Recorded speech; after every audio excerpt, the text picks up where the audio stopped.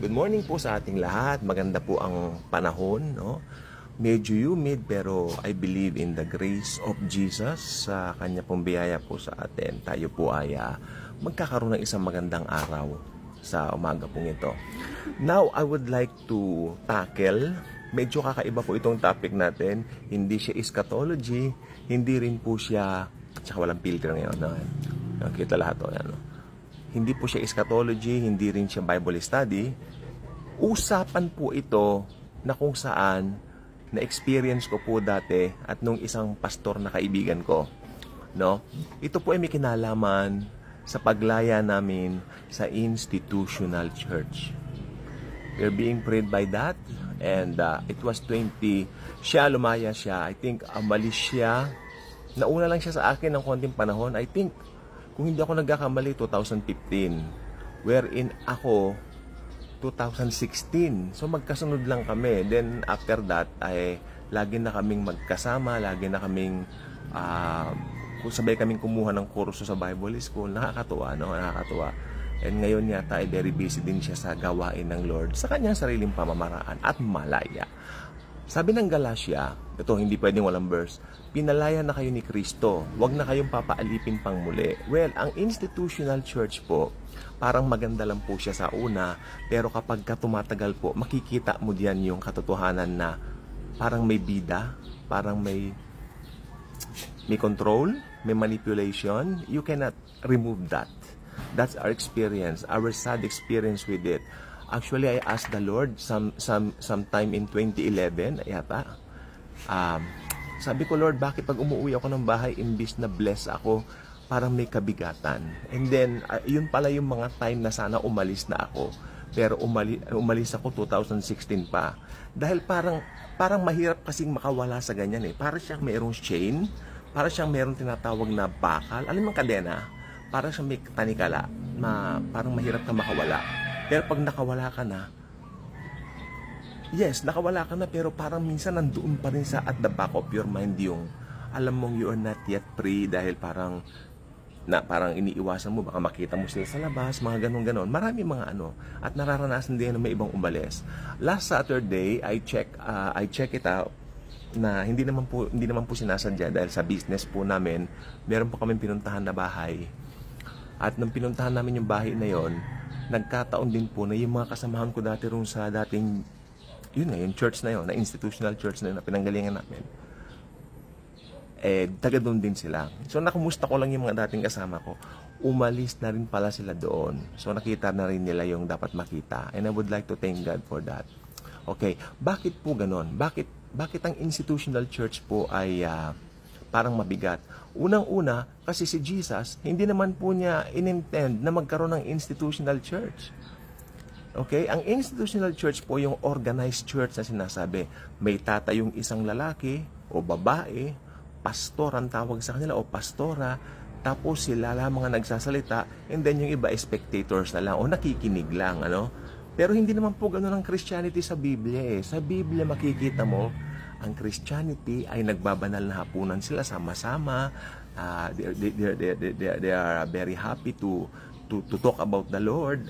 Nagpupulong po sila ganon. Mas better silang tawagin na congregation. At meron lang pong minsan mangunguna, may magsasalita, may magi-schedule lang. O ikaw, brother, ikaw muna magsalita, ikaw mag-lead, tapos susunod, ikaw ganon. Parang lahat may role. Ganon po ang Christianity sa Biblia. Paniwalaan nyo man ako o hindi. Nung umpisa po itong i-present sa amin, parang namulat na rin ako. Kasi sabi ko, oo nga no. Pero sabi ko, pag-aaralan ko nga.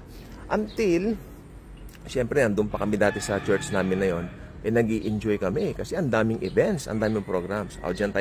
Yan yung susunod natin topic. Events and programs. Most Christians right now, puro events, puro programs. Walang evangelization, and that's so sad. Most of the big churches today in the Philippines, na Christian churches, hindi nila alam yung finished work ng Panginoon sa krus. Which is, kaya nga po tayo may mga pagpupulong o congregations dahil pinag-uusapan natin yung ginawa niya sa krus at kung paano natin ito may babahagi sa iba. Well, Christianity is so simple. Ginawa lang komplikado ng mga ibang mga theologians at mga pastor na nagkamal ng salapi. Aminin na po natin yan. May pagkakamal po talaga ng salapi dito. Makikita mo yung leader, nagpro-prosper, biyahe dito, biyahe doon. Makikita mo po yan. Huwag niyo pong ipagtakayan kasi yung dating pastor namin, ganyan po talaga. Ganyan po talaga yung naranasan namin. May naipon ako sa alkansya. Nakita pa ako ng mother ko, kinuha ko yung alkansya ko, di ba?